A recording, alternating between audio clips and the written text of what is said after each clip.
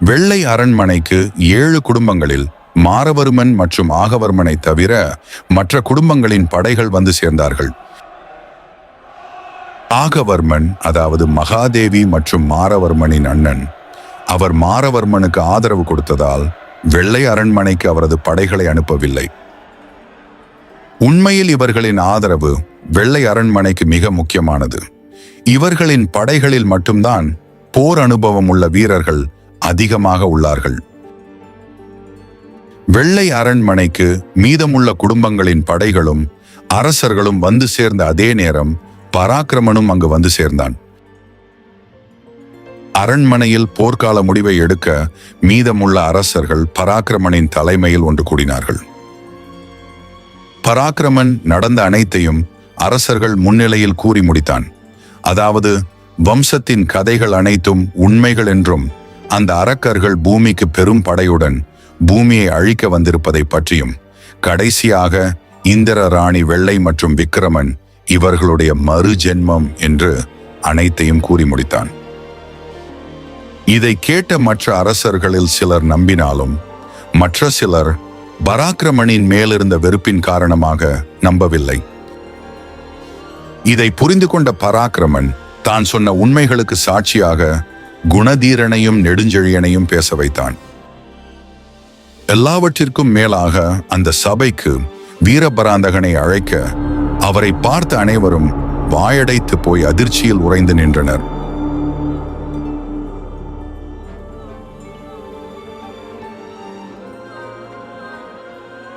பிறகு அனைவரும் வரப்போகும் ஆபத்தை புரிந்து கொண்டு பராக்கிரமனின் உத்தரவை கேட்க ஆரம்பித்தார்கள். வெள்ளை அரண்மனையின் அனைத்து கதவுகளையும் மூடுங்கள். அரண்மனையின் பாதுகாப்பு சுவருக்கு உள்ளே மற்றும் வெளியே படைகளை நிறுத்துங்கள். மிக முக்கியமாக விக்கிரமன் எக்காரணத்தை கொண்டும் உள்ளே வரக்கூடாது என்று கட்டளையிட்டான் பராக்கிரமன். பின் சபை கலைந்து அனைவரும் பாதுகாப்பு வேலையை தொடங்க சென்றார்கள். மகாதேவி மற்றும் தனிமையில் வருத்தத்துடன் நின்றிருப்பதை பார்த்த பராக்கிரமன் அவளிடம் நெருங்கி காரணத்தை கேட்க, அதற்கு அவள், இந்த வம்சத்தை காக்க வேண்டிய விக்கிரமனே இந்த வம்சத்தை அழிக்க வருகிறானே என்பதை சொல்லி வருத்தமடைந்தாள்.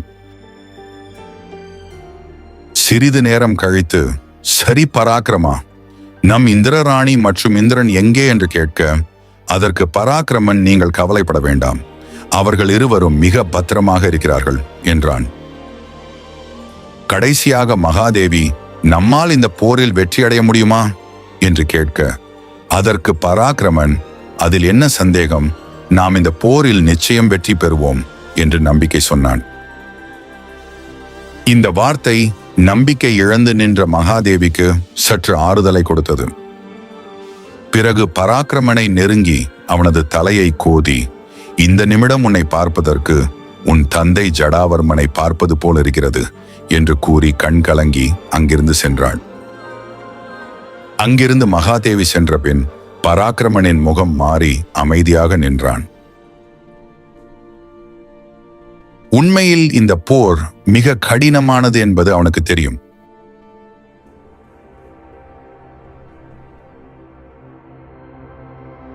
இங்கே கிராமத்து மக்கள் அனைவரும் அரக்கர்களின் வருகைக்காக காத்திருக்கும் போது இனியன் ஏதோ ஒரு தகவலை எழுதி கொண்டிருந்தான்.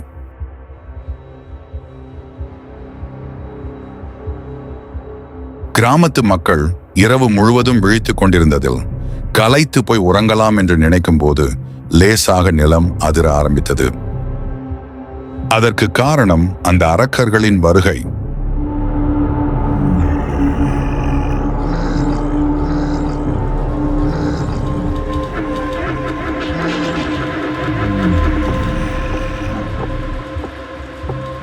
அடுத்த சில வினாடிகளில் அந்த இடம் போர்க்களமானது.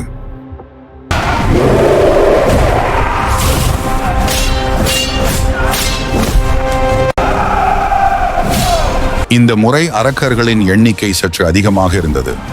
அதே நேரம் கிராமத்து மக்களின் எதிர்த்தாக்குதலும் மிக கடுமையாக இருந்தது.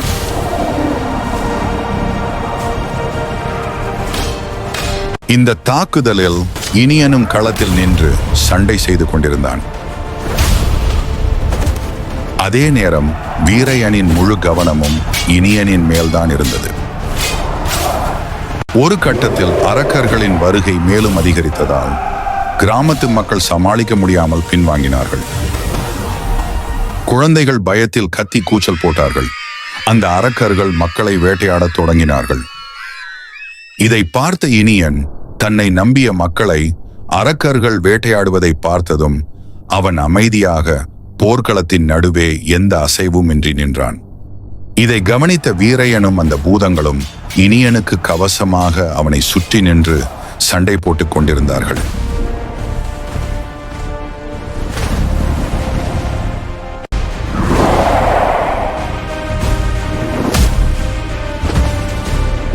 இனியன் தன் இரு கைகளாலும் அந்த ஆயுதத்தை இருக்க பிடித்து தன் வம்சத்தின் ரகசிய மந்திரத்தை கூறி ஆயுதத்தை மேலே உயர்த்தி குபேரா என்று கத்த, அடுத்த வினாடி வானத்திலிருந்த மின்னல்களை அந்த ஆயுதம் ஈர்க்க அந்த இடமே கண்ணை கூசும் ஒளியில் பிரகாசித்தது. இப்போது இந்த ஆயுதம் பிரபஞ்ச சக்தியை அடைந்ததாக உணர்ந்த இனியன் ஆயுதத்தை எதிரே வந்து கொண்டிருந்த அரக்கர்களின் முன் ஓங்கி வீச, அடுத்த வினாடி அந்த ஆயுதத்திலிருந்து பல்லாயிரம் தங்கமின் சக்திகள் உருவாகி மின்னல் வேகத்தில் பாய்ந்து அரக்கர்களின் உடலை கிழித்து அனைத்து அரக்கர்களையும் ஒரே நேரத்தில் அழித்தது. இறுதியில் இனியனால் அந்த கிராமம் காப்பாற்றப்பட்டது. கிராம மக்கள் அனைவரும் சண்டையில் வெற்றி பெற்ற சந்தோஷத்தில் கொண்டாடி கொண்டிருக்கும் போது இனியன் தடுமாறி கீழே விழுந்தான்.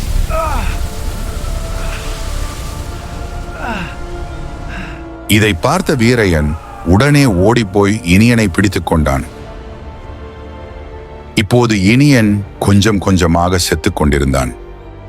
அதற்கு காரணம் முழு மின்சக்தியை அடைந்த குபேரனின் ஆயுதத்தை பயன்படுத்தும் அளவுக்கு இனியனின் உடல் பலம் இல்லாததால் இனியனையும் அந்த ஆயுதம் அழித்தது.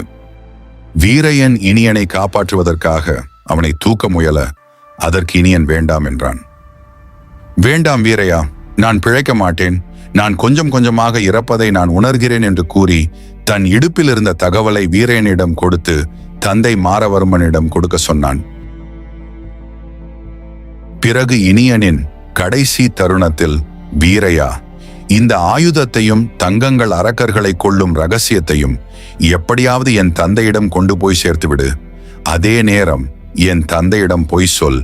என் வீரத்தை, என் தியாகத்தை நான் என்னை நம்பிய மக்களுக்காகத்தான் என் உயிரை விட்டேன் என்பதை என் தந்தை அறிந்தால் இதைவிட பெருமை வேறு எதுவும் இல்லை என் தந்தைக்கு என்று கூறிவிட்டு, கடைசியாக வீரையா, இப்பொழுது சொல், நான் உனக்கு செய்த கொடுமைகளுக்கு என்னை மன்னிப்பாயா என்று கேட்க வீரையனின் கைகள் இனியனின் தலையை தொட்டது. அவனின் கண்ணீர் துளிகள் இனியனின் மேல் விழுந்தது. வீரையன் தன்னை மன்னித்து விட்டான் என்பதை புரிந்து கொண்டு நிம்மதியில் இனியன் தன் உயிரை விட்டான்.